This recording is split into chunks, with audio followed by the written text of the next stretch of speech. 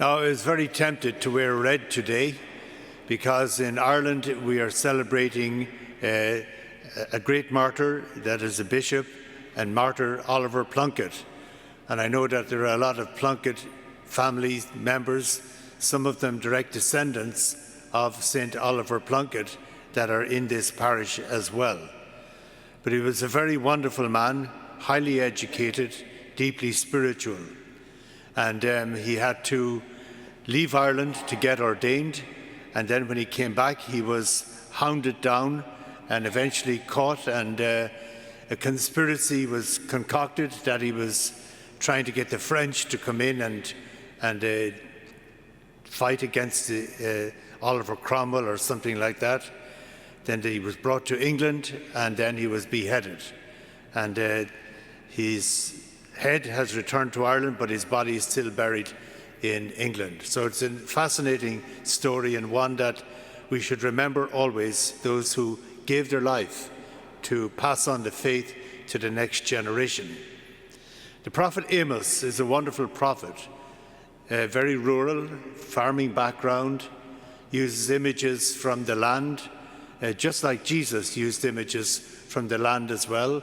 And he's reminding the people who have strayed that at the very beginning of God's relationship with humanity with Moses in the book of Exodus, Jesus said, "I will be your people and you will be my God, and I will lead you into a promised land." And there was one condition, that you care for the last, the least, and the lowly. Now, some people say it was much easier to take the people of Israel out of Egypt than to take Egypt out of the people of Israel, because they very quickly adopted this same way of abusing the poor, exploiting them, and being mean to them.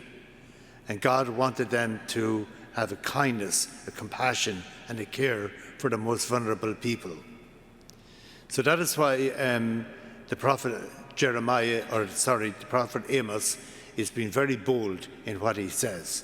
He's kind of criticizing, and he's building up as well. But when we talk about justice, it's a very powerful word, a very good word. We have to always remember that justice begins with ourselves. You have to ask yourself, am I being just towards myself? It's a good question. Am I being just towards myself? Am I holding myself in my faults and failings, in my guilt and resentment, or am I holding myself elsewhere? And that is why when John the Baptist sent 2 disciples after Jesus turned around and asked them a question. And they said to him, "Where do you stay?" He said, "Come and see." And that's what we're invited to do. We're invited to stay within ourselves, where Jesus stayed within himself.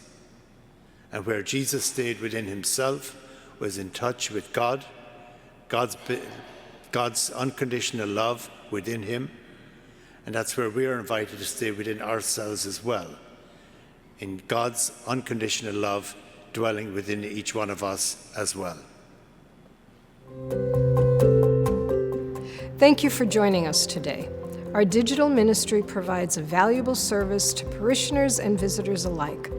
Daily and Sunday Mass, funerals, weddings, and fireside chats, among other things, can be seen locally, throughout the country, and even the world, in real time or at one's convenience.